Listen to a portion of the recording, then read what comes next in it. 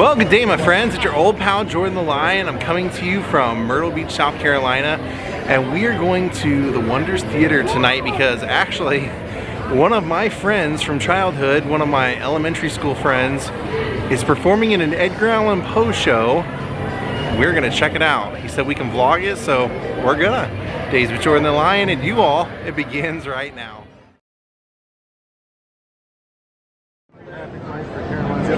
Look at their check-in. It's a top hat and a wand. Here's our drinks and popcorn. There's our stage. Speaking of friends from elementary school, here's another one. So there's two of my friends from elementary school tonight. Is a terrible affliction of the mind. This is my friend. That's why we bring away. You may have loved that shit.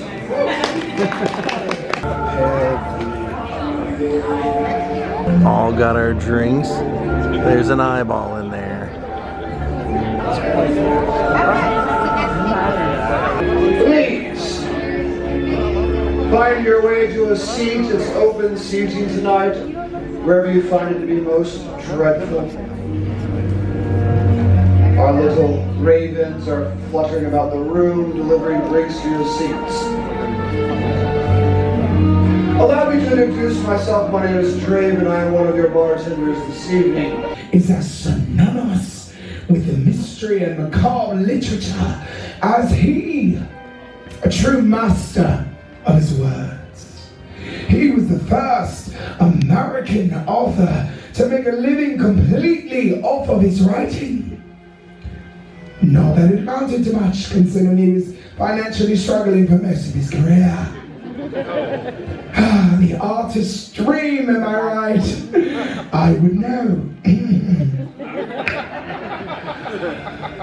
Now, in his personal life, Poe often struggled with loss, suffering, disease. Nervous, dreadfully nervous, but how can you say I'm mad? Listen and observe how calmly I can tell you the whole tale. But first I need a little assistance. When I begin to tap my foot like this, will you join me? Yes, sir.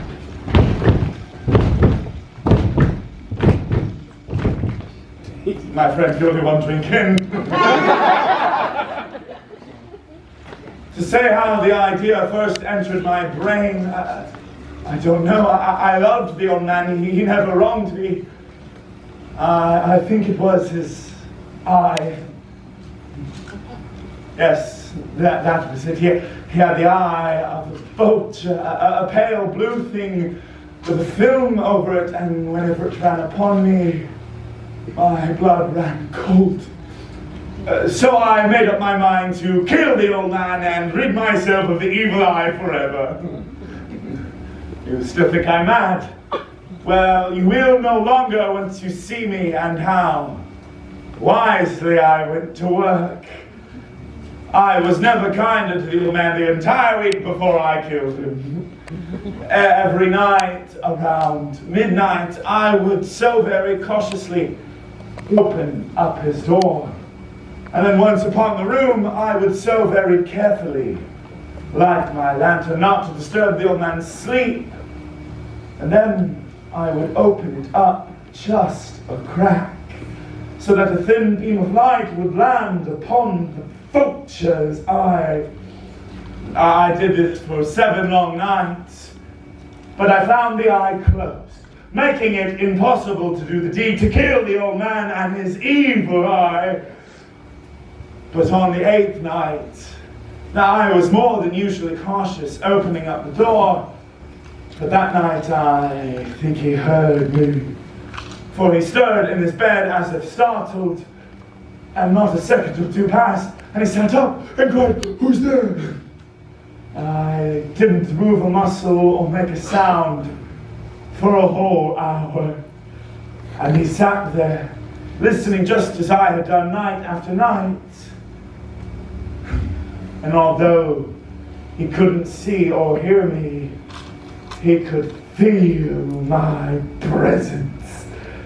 So I decided to open up my lantern, and a short beam of light landed upon the vulture's eye. And that's when I began to hear it. The low, dull, thumping sound. It grew louder and louder. The old man's terror must have been extreme, and it grew quicker and quicker. I thought his heart was going to beat out of his chest. And that, my friends, is when the fear struck that the neighbors might hear. And so I decided that the old man's hour had to come. So I opened up my lantern, stepped into the room, ripped the old man from the bed, and placed a heavy bed on top of him. His heart beat for minutes, and finally, the old man was dead, and I rid myself of the evil eye forever. You still think I'm mad? Well, you should have seen me and how wisely I disposed of the body. I worked hastily but quietly. I then took the body and began to cut it into pieces. I then replaced 3 planks. I then removed 3 planks from his chamber and hid the body underneath the floor. I then replaced the 3 planks ever so cleverly that no one, not even his evil eye, could tell the difference. And then around the 4 a.m. bell, there came a knock at the door. I went to answer it, for what had I to fear? Upon opening the door, 3 men introduced themselves as the police. They said the neighbor had a shriek in the night and they were there to investigate the premises. Well, I smiled and welcomed them in, assured them the shriek was my own in a dream. The old man out of the country.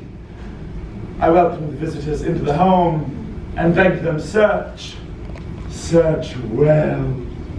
I led them at length to the old man's chambers, showed them his treasures, secured, undisturbed, and in the enthusiasm of my confidence, I decided to bring chairs into the room. I said, please, rest your fatigues.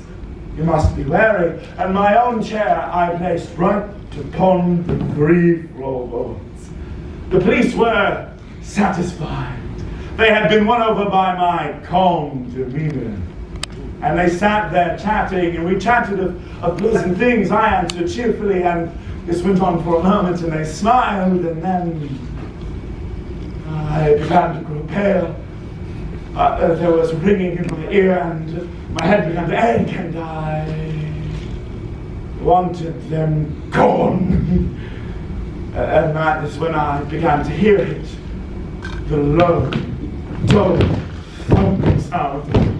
So I began to talk more confidently in a louder tone, and it grew quicker and quicker. The panic started to set in, and it grew louder and louder. So I talked calmly, and was it possible they couldn't hear it? No. They knew. They suspected. They heard. And the sound persisted louder and louder, and they sat there smiling, making a mockery of my torture.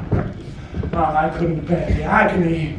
I wanted to scream or to die, and they sat there and they wouldn't leave. They knew.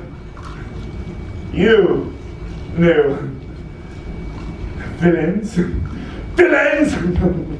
All right, I admit the deed. I confess. Here, under the floorboards, is the beating of his hideous heart.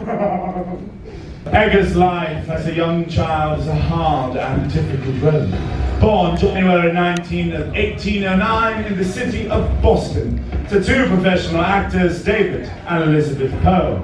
Now just a year into this mortal coil, 1810, his father would leave the family, never to be seen or heard from again. Now just a year after this, 1811, his mother would fall gravely ill to a disease that would claim her life and ravage the rest of his. A disease by the name of tuberculosis. Please remember it well, my friends. Now separated from his two siblings, he'd be taken in by the Allen family of Richmond, Virginia. It's where he gets the Allen in his name, and while never formally adopted, he would live with them well into his young adult life. This, however, until his foster mother would fall gravely ill to a disease that would claim her life. A disease by the name of tuberculosis. So like, I only heard this section. So if you're listening, the rest of you are cut off. See, now it's scary. My friends, now left with his foster father, he would be encouraged to go to West Point. After joining the academy, like most college students, he quickly realized this was not the career path he had chosen. No, instead he would prefer to spend hours upon hours writing at his desk. He becomes a recluse, and instead of seeking the accompaniment among friends, he finds companionship in animals. Cats in particular become his favorite. A muse will catch his eye. He will call her by the name of Katerina. Now, my friend, the avid readers among you would have noticed that Poe heavily themes animals in his work. Well, our next tale is no exception to this rule. My friends, we proudly present to you The Black Cat. Enjoy. All this most wild narrative I am about to tell, I neither expect nor solicit belief.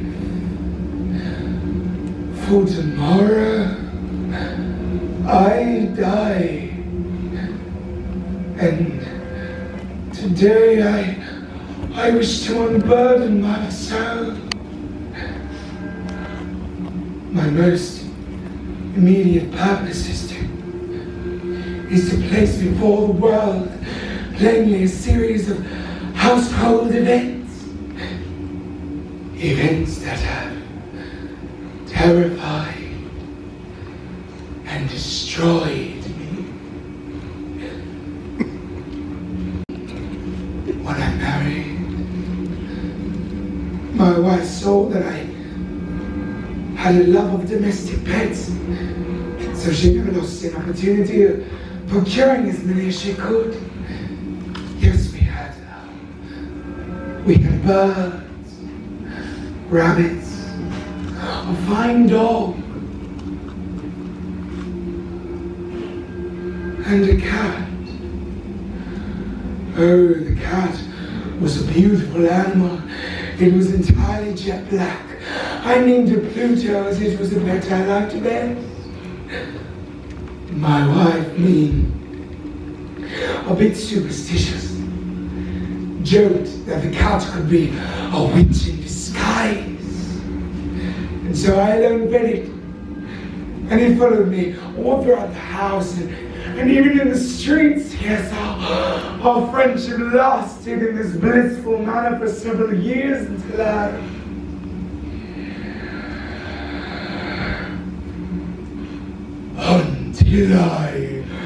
started to change for the worse.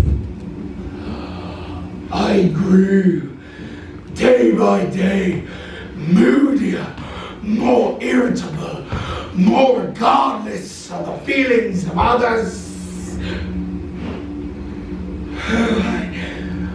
I tried not to hurt anyone, but you see, the disease, it grew stronger, and it took hold, and I drank more and more, much more than I should, and then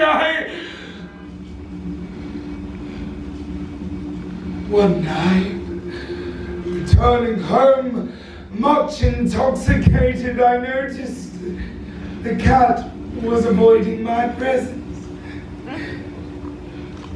And this angered me greatly. And so I seized him. And there, the cat in his fright and my violence inflicted a slight wound upon my hand with his teeth. A nip. The fury of a demon possessed me. I knew myself no longer.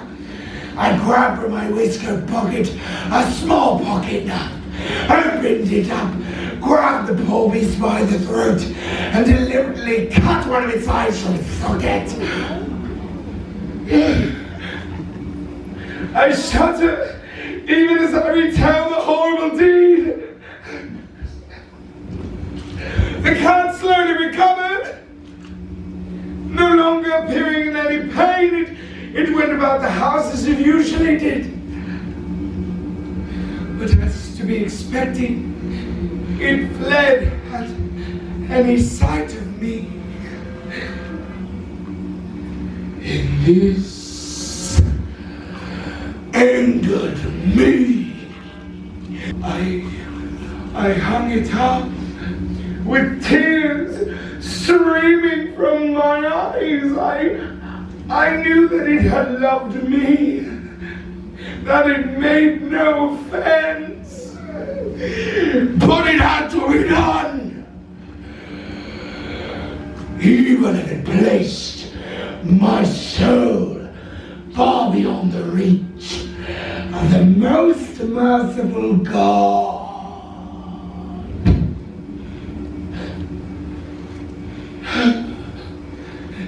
Later that night, I was awoken by the sounds of fire. The curtains of my bed were aflame. The whole house was blazing. It was with great difficulty that my wife and I made our escape. But the destruction was complete. My worldly wealth was all gone, all burned up. I resigned myself to despair. And then it crept into my mind. Could this have been the result of the beast in some mysterious way? Did it cause my house to burn to make me pay for my evil acts? To tell them that all was well. Nothing suspicious here. The walls of this building, I see, they are built quite strongly. It is a fine old house. As I spoke, I began to strike the part of the wall for which behind was my wife's body. No sooner the reverberations of my blows turned into silence, was I then answered by a voice from within the tomb. It was a cry, muffled at first, but then it grew louder, almost like a wailing. I'm screaming now! It sounds like the throats of the damned in pure agony! For just a moment, the police stood there looking at each other. And then they quickly began to pick out the stones. And a moment later, there before them was the body of my wife, black with dried blood, smelling of rotting flesh and decay.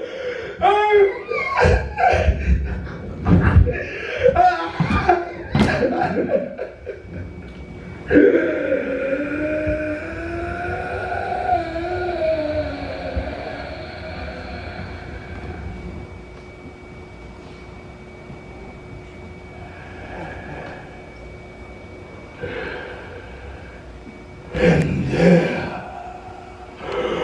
on the body's head, its one eye filled with fire, blade with the color of blood, struck the hideous beast of a cat, the damned cat, crying out in its revenge. The cat whose cross induced me into murder, who sentenced me to death by the hangman. I walled the monster up within the tomb. The year is 1836. Poe grows older, his work grows stronger, and this is perhaps the most blissful time in his life. Why? Well, he's in love. Aww. I know, and who is this lucky lady? I'm getting there. It is a young Virginia Clem. At the time of their marriage, Poe will be 27. Virginia, 13. Oh my goodness, you didn't know. Did I mention their first cousins? Okay, I know it says South in the name, but like, come on guys, that's Georgia and Alabama. Indeed, it is strange and unusual in our modern times, except for South Carolina, but rest assured, hey, you all didn't react, that's not my fault. Indeed, it is strange and unusual, my friends, and it was also strange and unusual in that time as well. Indeed, my friends, Virginia's young mother had blessed this wedding, so much so she vowed to stay with the happy couple until death do them part in their home. Now, I can't imagine my friends living with a mother-in-law until she passes, either by God's hand or his own. Whatever one. Now, my friends, cyanide's a really great friend, and chairs apparently, but only dealing with cats. My friends, EDGAR's time of bliss, however, will be cut short, for as young Virginia steps into her early 20s, she will be stricken with illness. She will less frequently leave the home, and then she will less frequently leave the bedroom until bedridden. The year, my friends, is now 1845. Poe has just finished penning one of his most masterful works. He'll sell it to the local newspaper for $9. Roughly $350 in our modern, my friends. That barely buys anyone groceries these days. Now, this piece would be highly controversial, not for its clever use of a fowl, but rather the central theming of the untimely death of a young woman. Folks in the streets would begin to argue that Poe is trying to send his bride to an early grave. This is not the case, my friends. It is a disease taking its toll on a young body. A disease by the name of tuberculosis. Excellency, now listening. A man who is now forced to sit alone in a room once filled with happy memories, now is silent. Silent, except for the simple tapping at a window. And how this tapping can drive a man mad. We proudly present to you perhaps one of EDGAR's most well-known and beloved pieces. You all know it well, my friends. The Raping. Once upon a midnight dreary, as I ponder, weak and weary, over many a curious, quaint volume of forgotten lore. As I nodded, nearly napping, suddenly there came a tapping, as if someone were gently rapping at my chamber door. It's a visitor, I muttered. Only that and nothing more. Oh, how I remember. It was the bleak December, and each and every dying ember brought its ghost upon my floor. Eagerly I had wished the morrow. Vainly I had sought to borrow from my books surcease of sorrow. Sorrow for my lost Lenore, that rare and radiant beauty the angels named Lenore. nameless here forevermore. And with each sad, silken serpent, twisting of velvet violet curtains, thrill me, fill me with terror no mortal man had dared dream before. To be still the beating of my heart I stood repeating, "'Tis a visitor, entreating entrance at my chamber door. 'Tis a visitor, entreating entrance at my chamber door."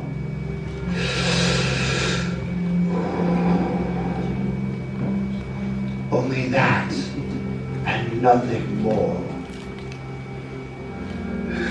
Presently my soul grew stronger, hesitating then no longer. "Sir," said I, "or madam, your forgiveness I must implore. The truth is I was nearly napping when so quietly you came tapping. Scarce I heard you, I am sure. I opened the door to darkness there, and nothing more. The silence was unbroken, the stillness gave no token, and the only word there spoken was the whispered word, "Lenore," and an echo whispered back, only that and nothing more. Just then, I thought I heard the tapping somewhat louder than before, the scratching at my window lattice. Let me see what then thereat is, and this mystery explore. It's probably the wind, and nothing more. Here I flung open the window shutters, and with many a flirt and flutter, in stepped a stately raven from the saintly days of yore. Not the least obeisance made he, not a moment stopped nor stayed he, but with mien of lord and lady, perched above my chamber door, perched on a bust of Pallas above my chamber door, where it perched and sat, and did nothing more.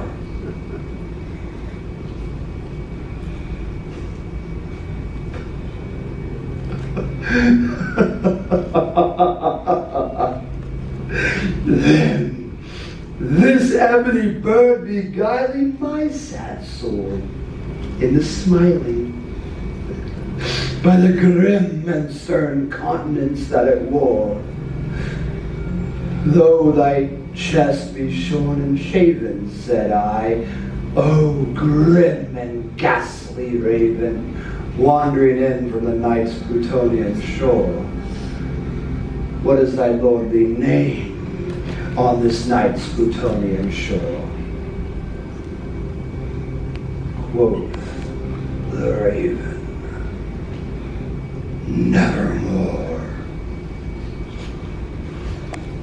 The silence was finally broken by that single word there spoken, as if in its utterance his entire soul did outpour.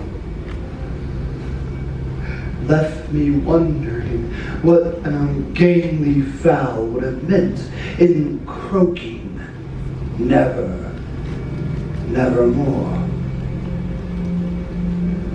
So here I wheel, cushioned seat, in front of bird and bust and door, where she will pass.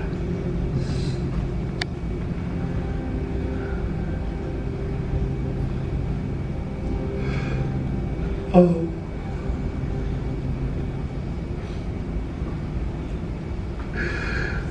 nevermore.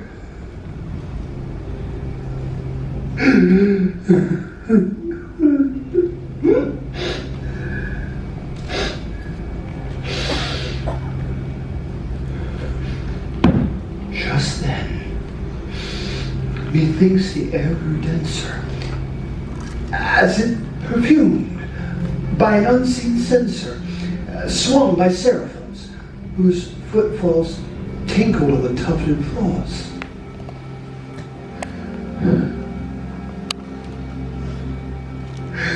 God has sent thee!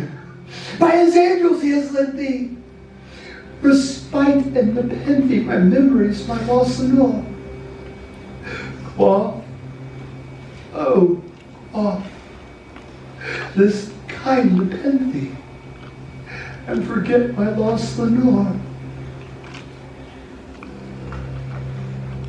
I quoth the raven nevermore. Prophet, said I, without no devil, prophet still and thing of evil. Whether tender sin or tempest tossing here ashore, desolate and undaunted, here on this desert land enchanted, by home or haunted, tell me, I implore, is that balm in Gilead? Tell me, I implore. But quoth the raven, nevermore. Prophet, said I, thing of evil, prophet still, if burn a devil, by the heavens that bend above us, and by the God we both adore. Tell the soul is sorrow laden, yet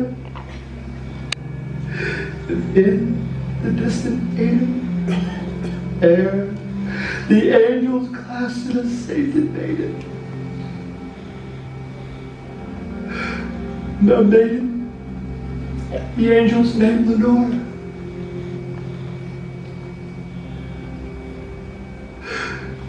Oh, the raven, nevermore. Wretch, thy drink of starting, be that word our sign of parting. Get thee back into the night's tempest, Plutonian shore. Leave no black plume as a token of that lie thy soul has spoken. Leave my loneliness unbroken. Quit thy form from off my door.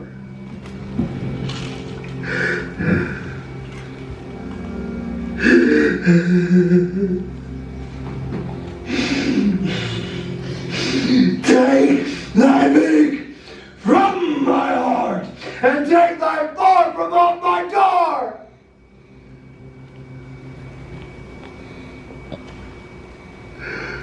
Quoth the raven,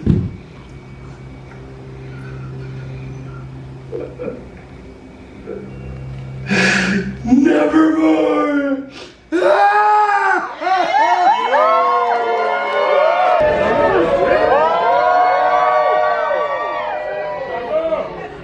Skål! He will bury himself in his work, and this is where we find him on that fateful night. October 3rd, 1849, in front of Gunnery Hall's Tavern, Poe lay in a gutter, wearing clothes not of his own and speaking in incoherent ramblings. Now, passerbys will quickly call for medical attention, but it will be too late. Poe will die days later in a hospital. Now, my friends, many theories surround his death. Mysteries swirl about. Not tuberculosis. I see you thinking about it. Indeed, but I do believe this is how our friend Poe would have liked it. One final mystery to keep us talking for centuries to come. I mean, it is why you're here, other than the alcohol, of course.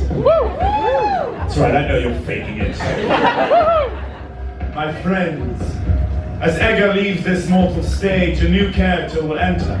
And for a century and a half, they will lay 3 rose stems and a half a bottle of cognac at the base of Poe's grave on the eve of each of his birthdays. Now, this individual is a mystery, but people will call them by the name of the Poe Toaster. Now, this individual's identity is unknown, but I believe the greater mystery is, did they drink a half a bottle of cognac before giving it to Poe? Or did they, as the youth would say, pour one out for the homies? No matter how hard or fast we run, we can never escape its grasp. But there is hope. Hope that one day we can lay down a legacy as grand as Poe's. With this, I take us into our final tale, perhaps one of EDGAR's most sinister pieces. Your cocktails are named after it, my friends. The Mask of Red Death. Enjoy. Long had the Red Death been feeding on the country. Never had there been so great a killer.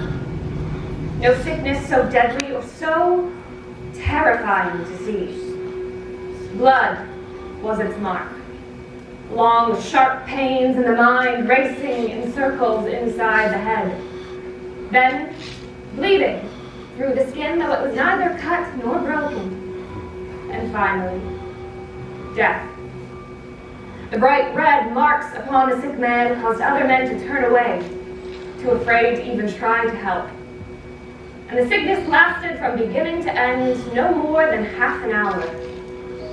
When Prospero, the ruler of this land, saw that half his kingdom had died, he called unto himself 1,000 happy, healthy friends, and with them he went far away to live in a stone palace. This was a great, beautiful building made entirely of stone, with stone walls around it and a large iron gate. There, Prospero provided everything needed for pleasure. There was music, dancing, food to eat, and cocktails to drink. Cheers, my friend. Everything they needed would be provided inside the walls, where they could no longer think of the Red Death. Let the outside world care for itself. After 5 months passed, Prospero invited all of his friends to a masquerade party to help raise their spirits. Everyone was to wear their finest clothes and the finest masks. This was a scene of great richness, this masquerade. In the palace there were 7 rooms in which Prospero's friends danced, each winding through the palace, and no more than one could be seen at a time. Each room had 3 tall windows stretching from floor to ceiling, made of colored glass that matched the color of the room. The first room had wall hangings of blue, and blue were its windows. The second room, purple wall hangings, and purple were its windows. The third, green. The fourth, yellow. The fifth, white. The sixth, violet. And the seventh, black. Black as night, as was the floor. But the windows were unique. They were red, a deep blood color. Each room cast a strange light on the dancer's face, so much so that few dancers even dared enter the red room, for the awfully familiar sight of red death it bore. In the red room, there was a tall black clock. It marked the seconds beautifully, and upon the top of the hour, it would speak in a loud voice, as beautiful as music. But strange, so strange, that all the music and dancing stopped and stood still to listen. Nevertheless, this was a happy and beautiful masquerade. The dancers danced gently through the night. The hours passed. But at midnight, before the clock finished striking, in the first room, the dancers noticed a strange masquerader they had never seen before. They began to whisper amongst themselves. Their curiosity turned to horror. In a group such as this, only a very strange masquerader could bring such a response. This man was tall and thin and dressed in grave clothes. His mask looked as if he was dead, and the nearest eye could tell no difference. But all of this could have been ignored, except he was dressed as the Red Death itself. Bright red spots upon his cloak, and his mask bore the same, if it was a mask, and not his face. When Prospero entered the room and saw the masquerader, he looked upon him and said, "Who dare? Take him, seize him, rip off his mask so we may know who we must hang at sunrise." The dancers rushed forward, but they stopped, too scared to touch him. They backed up to the corners of the room. The masquerader stepped forward. Prospero stood still, too shocked to move. Then, the masquerader moved from the blue room into the purple room. From the purple room into the green room. From the green room to the yellow. From the yellow to the white. Through the violet and into the black. No one dared follow him, except for Prospero, who raced after him with a knife over his head, ready to strike. But as he approached the masquerader, he turned, staring him in the eye. There was a loud cry, and the knife fell on the floor, shining in blood. And Prospero fell dead.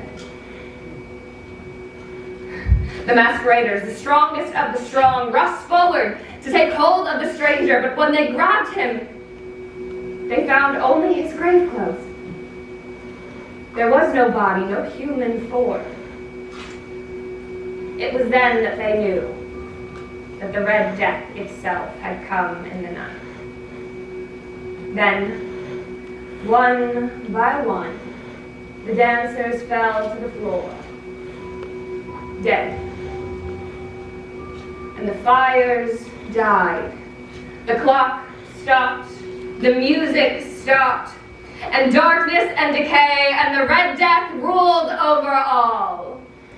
This show would not be possible without our performers, our bartender, our historian. Can you believe it? We did it with just the four of us, my friend.